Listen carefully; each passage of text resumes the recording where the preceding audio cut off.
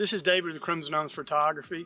This week in our 7 series, we're going to do 7 things that realtors might want to know about drones, drone photography for the MLS and real estate.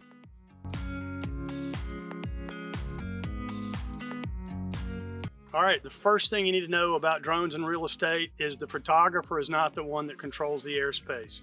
The FAA controls the airspace just like they do with the regular pilot airlines. The FAA is in control of the air and dictates what we can and cannot do.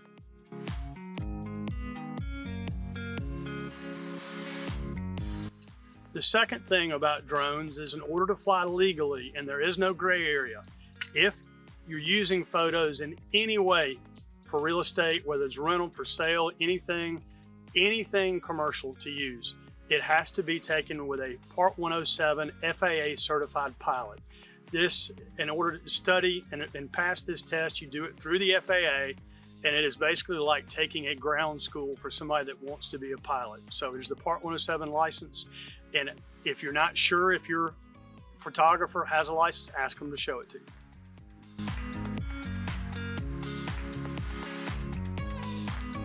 Okay, the third thing about drones is insurance.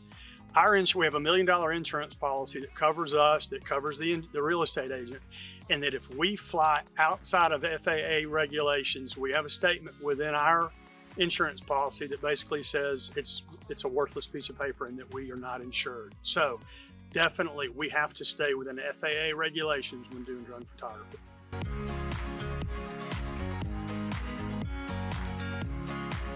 All right, number 4 about drones is typically in most areas, 400 feet of altitude is as high as we can fly. But there are exceptions to that. I could apply for a waiver with the FAA to try to go higher. That usually takes 2 to 7 days to get approval on that. The second part of it is within 5 miles of an airport, and we'll talk about Tuscaloosa, within 5 miles, let's say we're talking about Northwood Lake. There is a grid that the FAA puts out that gives you a maximum allowable altitude that you can fly. Some areas it's 0. Some areas it's 50 feet, 100 feet, 200 feet that you can get an instant authorization. So like Northwood Lake in the Northport area, which is on approach to the runway, we will be challenged at getting higher altitudes quickly to be able to fly. Another area is the 35213, Crestline area, Mountain Brook area in Birmingham. A lot of those areas we get 0 or 50 feet. We have to apply for a waiver, and most of the time they'll only give us up to 200 feet. And those waivers typically take 2 to 7 days to get approval from the FAA.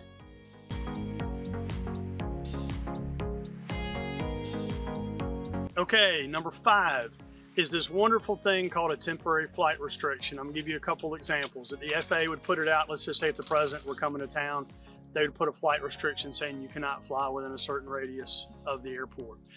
2 that Tuscaloosa and Birmingham will know is game day. In Tuscaloosa at Bryant-Denny, you can't fly, I think it was within 5 miles of the airport during a game day. When they blew up Tutwiler, I think it was 1.6 miles around, you could not fly a drone. Even though there were people flying drones, that was not legal, and the FAA figures out who it is and they can impose fines. In Birmingham, when the World Games were in town, while the events were going on, you could not fly within 3 miles of any of the facilities, Progressive Field or any of those places where they were having games. You could not fly within 3 miles of those. You could not even get a waiver for those. So we do have to pay attention to temporary flight restrictions and make sure that we are doing it the FAA's way.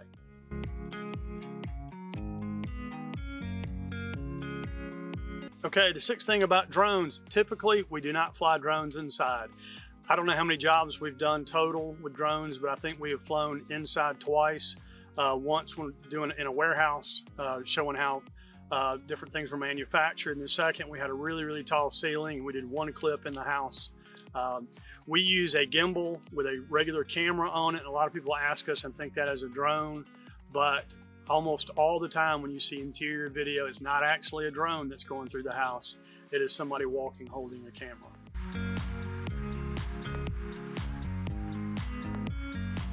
All right, the last one, number 7, is if it's raining outside. With a regular camera, if we're taking regular exteriors, we can hold an umbrella over our head, or we can kind of shade or use our hand to block the rain.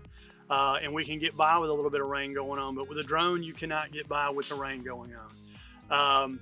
Unfortunately, the drone can fly, but when the lens gets drops on it, there's absolutely nothing you can do about it. It ruins the shot. So if it is raining outside, that's gonna pretty much halt all drone operations.